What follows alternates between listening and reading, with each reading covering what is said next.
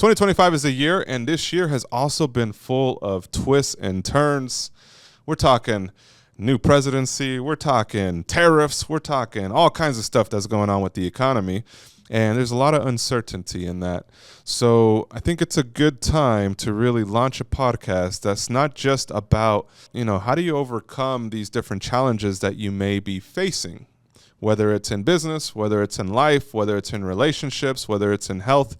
Entrepreneurship really is it's a lifestyle. And when I say it's a lifestyle, it's not just a clock in, clock out. It's everything that you do around that lifestyle that makes it something that is enjoyable and really fun and great, or something that is miserable and you just want to give up. So the whole purpose of this podcast and of this show that we're officially calling the From the Ground Up Show is all about the mission that I finally found, or that I finally reconnected with, because everything that you do in life needs to be led by a mission that you live by. And if you don't have a mission, I find that it's really easy to start swaying off in different directions and going into this circle where you're not really sure what you're doing or why you're doing it. So the mission of this show and the mission of this podcast is that we help men break their limits and discover their true potential through the journey of entrepreneurship. Now, that's something that finally came through to fruition for me this year. And again, I wouldn't have done this podcast without having a reason and purpose for it. So that purpose is the mission. And how do we impact you watching to not just start a brand, but really create a lifestyle around what you're doing, and a lifestyle that's healthy and that helps you grow. It helps you grow in all aspects of life. So that is the goal of this podcast, and that is the goal of this show.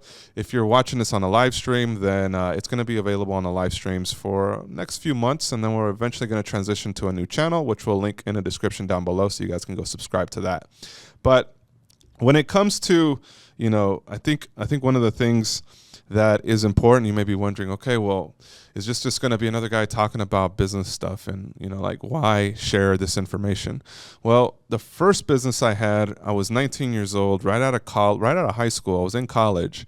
So it started early. The entrepreneurship journey for me started at 19.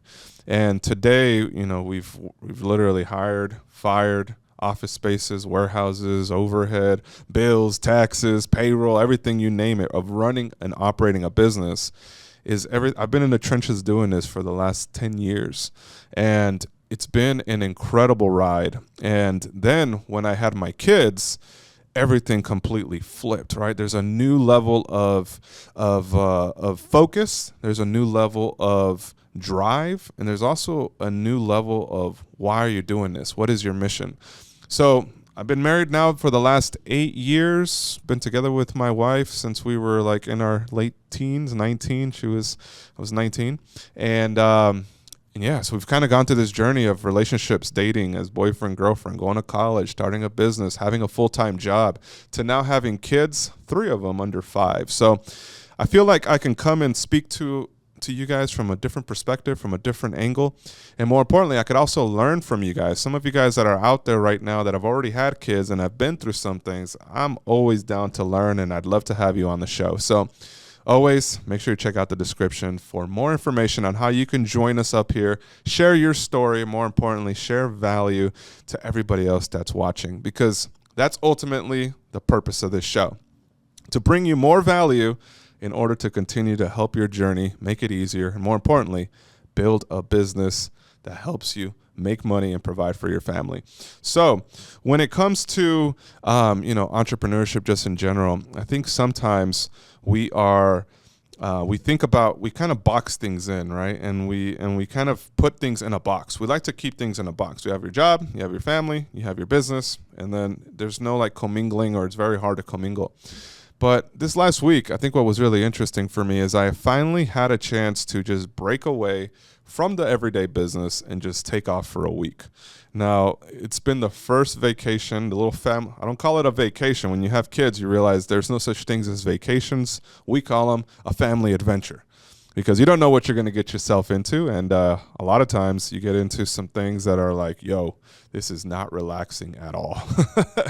But you enjoy it because it's an adventure, and you make so many incredible memories that you come back fueled by a new experience and a new desire. So for me, during this trip, we took it out to San Diego. We were at Coronado Naval Base. Shout out to all of the military people out there, all you guys who have served your country, served your community. I want to shout you out and just, man, I've always wanted to be one of my life paths. If I didn't make it into the police department, because I actually was a police cadet for a good 4 or 5 years, worked full-time, went to school full-time, had my business on the side. Yeah, I wanted to serve my community or serve my country, but I didn't get a chance to do it. But my wife's parents and family is all military. So we had access to the Coronado Naval Base. And if you guys haven't already known or seen, that's where they filmed Top Gun. That's right. Top Gun Maverick, the first one, is all held right there. I got to visit the bar. We got to hang out with friends. It was so cool. So during that trip, though, what was really interesting about that trip is that my son turned 3 years old. And that third birthday was a reflection to me about like, wow, 3 years have passed since your son was born. And during that time period, my health was not good. My mindset was not all there. And I had a lot of stress in all aspects of business and life. We had just hired so many people. We literally had this whole office full. I think we had like 8 people in here at any given time, and we only have 3 little rooms. So it was hot. It was a lot of stress. It was a lot of emotions and a lot of personalities to manage. And it was a very interesting transition of my life, and I actually feel a little sad that I didn't get to enjoy my son when he was little, like a little toddler, like under 1 year old, because that was my essential life during that year. It was very stressful, and it was like managing a second family with a bunch of kids. Shout outs to everybody that stuck around, and more importantly, to everybody that helped guide me through that process, the people that worked here as well as mentors. So with that, the third birthday comes around, and all this kid wants to do is, hey, I want to have a jumpy castle on the beach. So that's what we did for him. We were on the beach. We brought him a jumpy castle. He had a blast. But as we were leaving San Diego, I wanted to share a story here. And this is a real story about how entrepreneurship or business ownership, like what level of detail we should be thinking about. Because sometimes we just think that it's whatever you're transacting with. You have a product, come and buy it. You don't want to buy it, get out of here, right? Like that's what entrepreneurship or business ownership oftentimes really feels like. But going to this experience for me was a little different. And it was different because it was just an everyday, like any day. We were just driving. We were finding our taco shop. And it was called Taqueria Revolucion. I think it was Revolucion, Tacos Revolucion. It's in San Diego. Incredible tacos. And next door to it was a donut shop called Randy's Donuts. And at these Randy's Donut Shop, we ate our tacos. It was good. My son got to taste horchata for the first time. He loved it. He absolutely loved it. Said it tasted like chocolate milk. And now we're going to this donut shop. And at this donut shop, you got some, younger girls, maybe like 18 to 22, working the counters. And we just ordered donuts like any other day. But this is where things got really interesting. As we were checking out, my son was there. He was choosing his donuts. He had finished his food, so he was going to get a treat. And as we were checking out, my in-law comes up and says, Zion, have you told her yet that it's your birthday? And he's like, yes, because he was telling everybody it was his birthday. Like, he was just so excited about it. And he said, yes, I just turned 3. And he said this to a lot of people all over our trip. And everybody's just like, yeah, good job, buddy. So that's all we thought was going to happen. I thought it was cute. We're going to move on, pay for the donuts. We're out of there. But instead, he says, yes, I just turned 3. And the girl says, oh, you just turned 3? And he's like, yes, it's my birthday. And she said, oh, my God, I have something special for you. She goes to the back, and she grabs a bunch of little donut bites. And she says, pick the donut bites you want. She gives him like 10 or 12 of them, just like, it's for you, buddy. It's your birthday. Amazing. Enjoy. And just like that, my son's face is just lit up like, oh my God, I get all these donuts. And I'm just like, oh wow, that was such a nice gesture that I never expected. But not only that, it was a great experience. Like her interacting with my kids, she was incredible. She was so good with kids and she was so good with customer support. Randy's Donut has an incredible employee at that business is what I'm trying to say. But the takeaway for everybody else that's watching and listening may be wondering, okay, what is it about a donut, John? Get on with the story. Well, the donut really symbolizes sweetness and greatness. It's the treat you give yourself. No, it's what I want to relate it to in this story is the fact that small gestures that mean a lot to the person you're giving that gesture to can be the difference between getting a repeat customer, word of mouth, or closing a business transaction, and just it being an everyday encounter, right? So what I'm talking about is my mentor always said, hey, find what's important to the person that you're trying to do business with. Is it their kids? Is it a certain hobby, a sport, a passion? Like, what is the person that you're trying to get close to or do business with? What do they care about? And if you can get that information, whether it's through social media, whether it's through, just talking to them and really trying to figure out what it is that they're into. Like, you slide these things in conversations or just online before you meet with them. If you could find what's important to that person and you're able to put it out or express it in some way. In my example, my kids mean everything to me, right? Like, I have my business, but I got my 3 beautiful children, all under 5. So they're incredible to be around. They're so much fun. They're a lot of work, but they're amazing. All right. So to me, anything that's a gift to my kids, I'm like, whoa, I'm remembering you, because I personally don't really care too much about gifts. I'm not really a gift receiver kind of guy. I'm more, but my kids, dude, like, you make them happy, I'm happy. All right. So like, that's one of the things that in business, a lot of times we don't think about. So, for your customers, obviously it's hard for you to figure out what your customers value, but sometimes just going a little bit above and beyond and offering your customers something that they didn't expect could be the difference between them just buying one time from you or them buying multiple times from you and telling all of their friends and family. Or in my case, all of YouTube, on YouTube Shorts and everywhere I go, like, go to Randy's Donuts in San Diego. They're actually really good donuts too. So that brings me to the last point in that story, is that obviously you could do everything so well, so nice, have a great experience, but if you don't deliver the right product, none of that matters. So at the base, at the foundation of everything you do is a great product. On top of that is the service and how you're going to get somebody to talk about that service or that product that you're offering.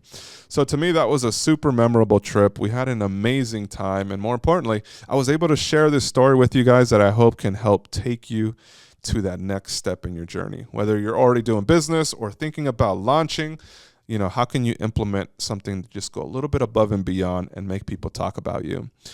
Because recently I was on a call, and one of the members from our Brand Owners Playbook was like, John, would you be okay if we make a coloring book about your story? And I was like, a coloring book? That's cool. I'm down. Send me a coloring book so my kids can draw, right? Like, I'm going to be championing her success because she's already killing it. After signing up to the Brand Owners Playbook, she's already crushing it, and all her team is killing it. I'm just so excited about them, and that all has to do with, like, us building relationships with each other. How can we provide value to her, and how can she, reciprocate it as a gift in some ways? Gifts aren't necessarily needed, though. Sometimes we just want to champion what you have to do. But if you're trying to really, get closer to a certain person, like, these are things that you can do, right? And a lot of times people don't necessarily think about that. In order to submit your questions, or maybe you want to join us on this podcast in the future, we're going to link the email in the description down below. It's submit@fromthegroundup.io. Again, submit@fromthegroundup.io, like you're submitting a question or a request to join us on a future show. We're going to link it down below. Now, we got the man Preston behind the camera. Preston, what's the first question that we got? Let's cue it up. One of our listeners, Brian from Los Angeles, wrote in saying, I'm seriously thinking about quitting. I've put so much into this business, but I'm burned out and wondering if it's even worth it anymore. Have you ever hit that point? What helped you decide whether to keep going or walk away? Man, that's honestly a very, very deep question. And it's a question that I think every entrepreneur has at times of difficulty in the back of their head. I've felt this multiple times over the last 10 years. It's almost like a yearly or bi-yearly occurrence. Like, it's one of those things that always is going to creep in your mind when things are hard, because you think about it and then you're like, man, I got a friend and he just works 9 to 5 and he doesn't have to worry about things on the weekend, or, you start comparing yourself to other people and you're like, why can't I just maybe do that? All right. But when it comes to, like in terms of, because part of that question was about, have you ever hit that point, or have you decided, how did you decide to keep going or walk away? I think at that pivotal moment, like, how do you decide to keep going or walk away? It's a crossroads. You're at a crossroads.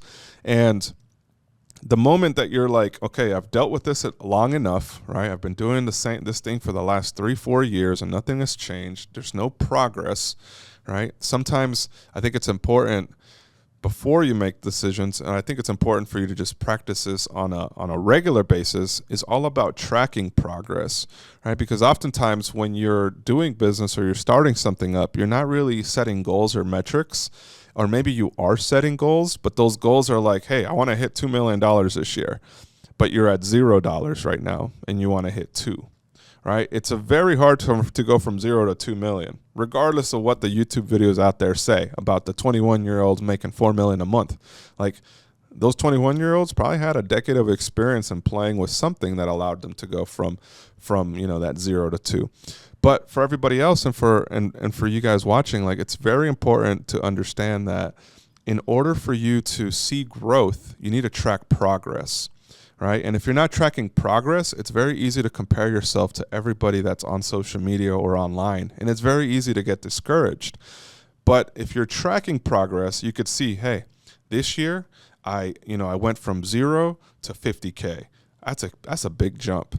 Second year, I went from 50K to 100K. And sometimes it's not even just monetary. Sometimes it's, hey, this year I went from not knowing anything about design or products to being able to manufacture, to source, to get good price points, to get good margins.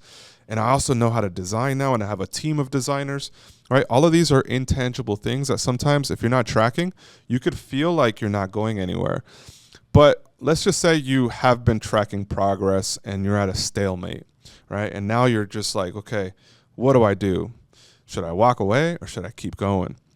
Well, this is where it ultimately always leads to, what are you passionate about and what is your mission, right? Because if you could find a mission, a mission is what's going to guide you through the good and the bad, right? And if you pivot, as long as you have that mission, you know that you're pivoting in the right direction, and you know that you're going to be passionate about that pivot that you're going to make. Because without a mission or a direction in your life, you're gonna literally go from one to another, and you're always going to continue this cycle of trying to figure things out, and you're always going to be stuck in this rut. But once you figure out, what is my mission and purpose in life, right? That's the hardest thing to ask and answer sometimes, but working towards that and trying to get just a little taste of what that could be, and then working towards that in your everyday business and your everyday life. So if whatever you're currently doing does not align with that purpose and mission that you're called to be, then that's when you could decide, okay, I think it's time to walk away and pivot to something that gets me closer to my purpose and mission. All right. And obviously, entrepreneurship and business, by offering a product for sale, you're able to fuel growth. But in order to create the right products, you also got to have the right story and the right purpose and the passion. And the founder has to have the passion to push that product and that business, right? So if you're not passionate about what you're doing, it's going to translate into everything that you do. Your team is going to see it, and everybody's going to feel it. So in order for you to really hone in on that, you got to decide, what is it that you're passionate about? What is it that you're being called to as your purpose in life? And can the current business be the vehicle to get you there? And if it can, then you need to improve some things, and you need to make sure that you're infusing that mission and purpose.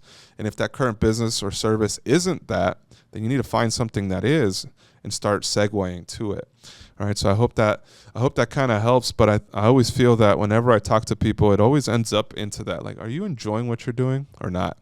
So let's head on over to the next question. I think we had another one. I think we got a question. David from Sacramento shared this with us. Lately I feel like I'm drowning in to-dos, and I can't find time for my family or even a decent night's sleep. How do you create space for your life outside of work when everything feels like it's on fire? Okay. So, drowning in to-dos, drowning in work, drowning in your business is literally what 99% of entrepreneurship is. There's no such thing as a work-life balance. I got to go ahead and say that right now. There's no such thing as a work-life balance. It's always a juggle between one or the other. And it's more important to rephrase this in a way. You really want to juggle three things in your life. You want to juggle, one, your health. You want to juggle your relationships, which means your family, your friends, the people that you enjoy spending time with and that you should be spending time with, and then your business. All right, so there really is three pillars of entrepreneurship that everybody should be focused on. A lot of times we either treat it as business or life, right? And because of that, when you go hard on your business and you disregard life and health and everything else because you weren't tracking that, that's the recipe for potentially having some big success, but having horrible health and then having to deal with those issues 5-10 years down the line. So I don't want to necessarily name names, but I've met so many people that were super successful, very successful in life, and they were killing it. They were crushing it. And I always looked up to them saying, man, at 30 years old, I wish I was them, right? But then you got to ask yourself, am I willing to do the things that they're doing, right? And if you're not willing to do the things that those people are doing, then you shouldn't be comparing yourself to them. I knew this guy. I knew that most of these people were literally like, they were grinding day in, day out with absolutely no attention to their personal health.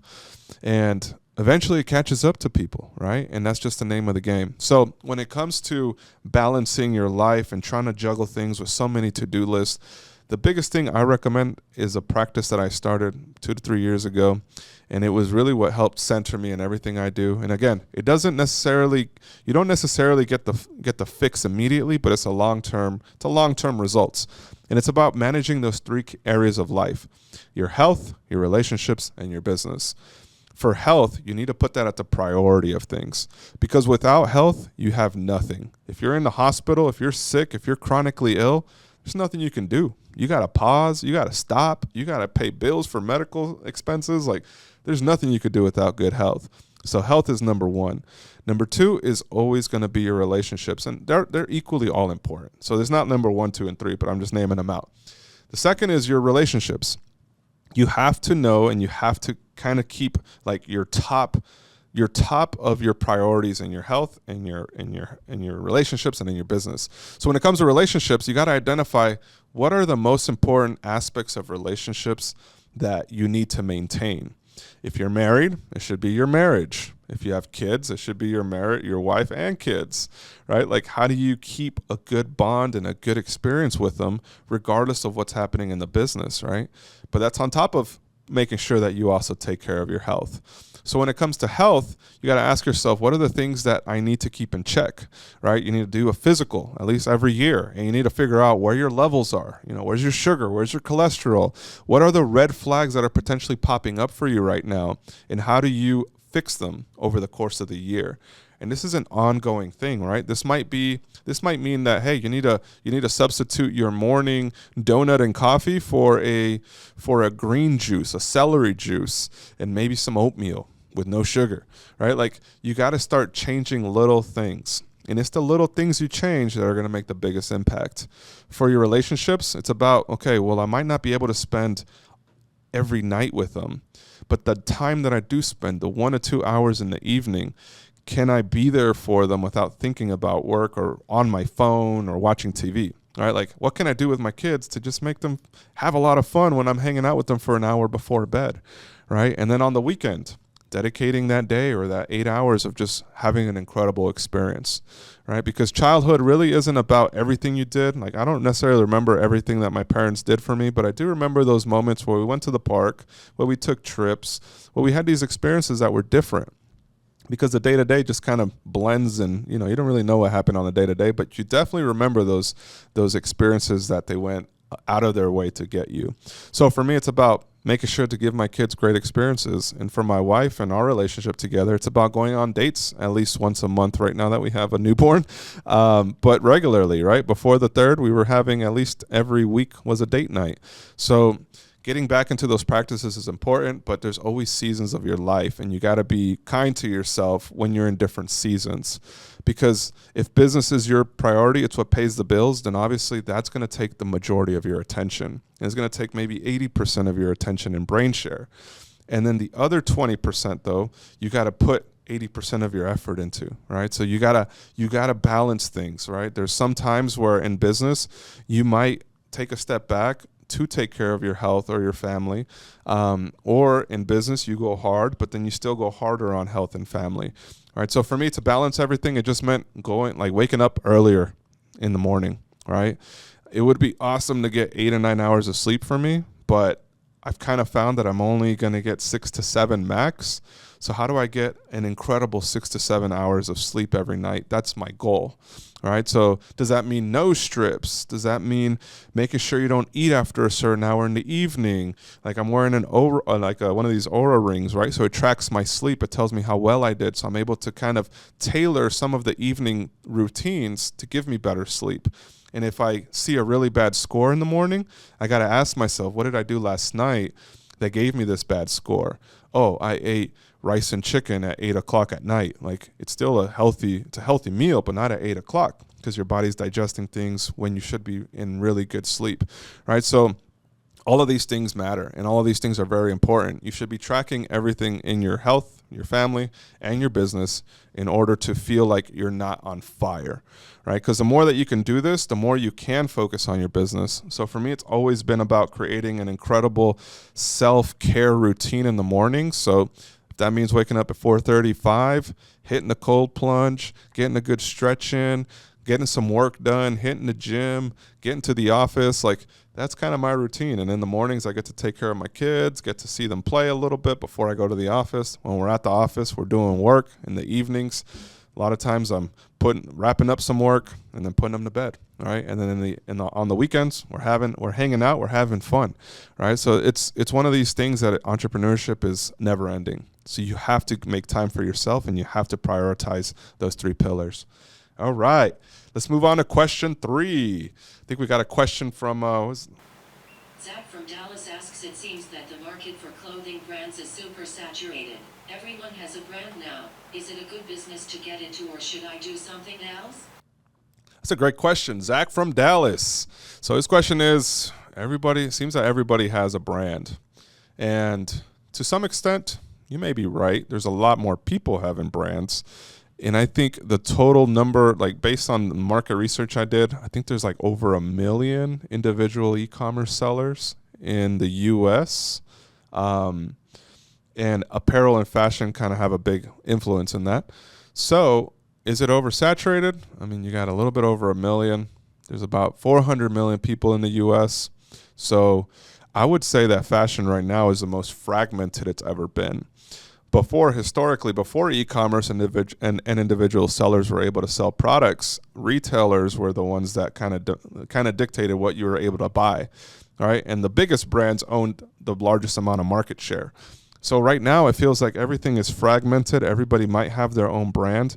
But what's even more important about, not necessarily focusing on, hey, is the market oversaturated? Because nothing's oversaturated if you could capture a market, right? There's always brands that are coming in and leaving, and there's brands replacing them. But the brands that stick around are the ones that have built something more than just a product. They've built a community of people that are diehard fans, right? And those are the ones that have been around for the last 5, 10 years. They're going to be around for the next 10, 15 years. They just built something beyond the products that they're selling, and they've built a community, a family of people that all have similar values. So when it comes to starting a brand, it's not about, can I make a product? How much can I sell it for? It's about, who are you selling to? What do they care about? And what should I make that kind of, that makes sure that I can bridge that gap? And now they care about my brand because I'm creating things that they love. And they also can buy into the brand because it relates to who they are. So instead of thinking about just launching a product with some designs, think about who you're selling to. It's the most important part.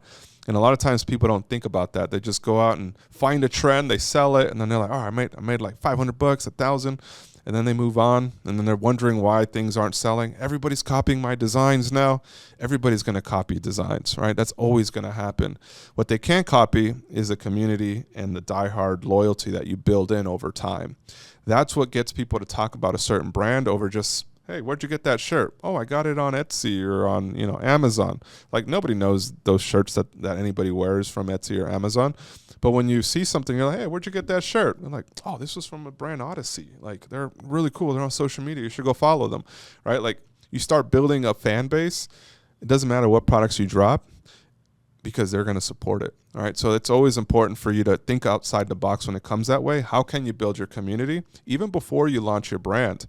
What are you passionate about and what can you bring people around? And then what products do they want? All right. A lot of times people want to design a product and then go find a customer. You should find a customer first and build a community around them and then inject products. All right. Question 4. Let's move on to the next one. I'm really excited. These are great questions, guys. Chris from Atlanta asks, I'm juggling a full-time job and my side hustle is finally gaining traction. I've met someone great, but I'm worried I won't be able to give the relationship the time it deserves. Any advice on how to handle that? Okay. So he's got a full-time job, a hustle, and he just found the one or one that could potentially be the one. It is a very interesting time in your life, Chris. It's a very exciting time in your life too. Like having a full-time job, transitioning to your side hustle, and then finding somebody that you really love or that you really love spending time around. Advice for juggling or advice to be able to manage that. I would say the most important thing, and this is coming from my experience. My experience was, I was working a full-time job. I had a part-time job. I also had a full-time college, and I had a side hustle, which was our first business. All right, so I was managing 4 things, plus I had a girlfriend. Right, so like I was doing 5 things at 19 that I was just like, wow, I don't think this relationship's gonna work. And I loved her, but I was like, she was going to school full-time too. So I'm like, if this is gonna work, it's meant to work now, right? And the only way that it can work, the only way that it worked for me and the only way it works for people that are in that situation is that you're both understanding of what you're trying to accomplish. Far and none, that is the baseline. That is what you're looking for. Does she understand what your drive and mission and purpose in life is? Have you enrolled her into that life, vision, and purpose? Does she understand it? And does she support it? Right? If she supports it and understands it, you got a good one, right? But if it's one of these things where you're constantly battling for time and she's like, pushing you to like, hey, why are you doing that? You should be spending time with me. It's not going to work out. I'm just going to let you know right now. If they want all the attention and all the time from you and you can't manage your business and you can't manage your full-time job because you're stressed out about not spending time with them, I got to say it's not going to work out. Like you have to, you as a man need to know this is what you want to do. You need to be clear about your purpose and you need to show your drive, not just talk about it, right? A lot of people like to talk about what they want to do, but they have no action behind it. You should be acting and showing things so whoever you find or fall in love with can see, wow, this guy's doing things. He's going somewhere, right? And if she sees where you're going and she's like, how can I help? That's the person that you should be spending time with. That's the person that you can invest time with comfortably knowing it's going to pay off in the long run. Every relationship that I know of entrepreneurs who have crushed it and are killing it right now and started with girls in that mindset they all have an incredible relationship to this day because their wives or their wives are literally helping them and they're supporting them in that journey. And it's really hard to find today, Chris. So if you find this girl and if you've identified her as, hey, she has all these traits, she sees my vision, she sees the action I'm taking, the results I'm getting, and she's also willing to work with me on the amount of time we're spending, like having those conversations, taking each other out to lunch, like take her out to dinner and just let her know, hey, this is what I want to accomplish this year. I may not be able to spend every day with you, but we could spend the weekends together or we can go on a trip once a week, right? It's about showing that you care in the time that you get, not about how much time you spend with each other. So that's honestly the best piece of advice I can give you. If she agrees and if she rides with you after you laying out, these are the rules, this is how I'm going to live my life. If she's still in, she may be the one. And more importantly, you don't want to wait too long before you commit. What I mean by that is don't just drag her along, All right. Don't just drag her along and be like, yo, maybe one day we'll get married. If you don't see a real relationship with her, then you should let her know that, hey, I don't know if we're going to get married, and I love you. Thanks for supporting me, but it may or may not work out. Be very clear. All right. Don't just drag her along, telling her that you love her and that you're one day going to figure things out. Doesn't work that way. You should let her know right out the gate that, hey, I don't know, this is awesome, but I just want to focus on me. All right. And then it's up to her to make that decision and be like, you know what, maybe I should go find somebody else because this isn't going to go anywhere. Always let whoever you're dating know in advance what your intentions are, and it's just going to end up for the best. It's the relationships that you don't let your intentions know that end up spiraling downhill, and they end up dragging you so emotionally, so like all the energy just sucked right out of you because you didn't make your intentions and your vision clear. So it begins by that. All right. So take her out on a date. Let her know, hey, this is what I want to do. This is the time I can commit. I love you. I want to marry you. Give me 2 years. Give me 3 years. Whatever the time frame you have, let her know. And then hold yourself to it, man. Because at the end of the day, if you can't hold yourself to your word, then what are you really providing out in this world, right? So just be upfront, be honest, be transparent, and the right one will come. All right. If it's not the right one right now, the right one will come. They'll see what you're doing. They'll appreciate everything that you're doing for them and everything that you've done. So don't overthink it. Just be transparent, man. All right. So those were some incredible questions, guys. I gotta admit, these 4 questions, we went into detail, but I wanted to really think about and answer them. And of course, there might be some messages in the chats. We're answering them. My team's answering them. And more importantly, if you guys want to ask your question for an in-depth review here, make sure you submit those to submit@fromthegroundup.io. That is submit, SUBMIT, at fromthegroundup.io. We've officially launched the From the Groundup.io website. And through there, you guys can get free downloads, a really cool e-commerce theme, a checklist to go viral with your brand, and more importantly, a newsletter that comes along once a week to help you navigate this journey of entrepreneurship. We built it for all the guys and all the girls out there that are killing it or looking to start and grow from the ground up. We have some amazing guests coming onto this podcast and into the show. And if you're watching and you got a cool story to share, would love to put you on. So make sure you hit submit at fromthegroundup.io. And more importantly, if you're building a brand and you're looking for a playbook, just make sure you check out the Brand Owner's Playbook that we linked in the description down below. And I look forward to answering your question in a future podcast episode. Till the next one.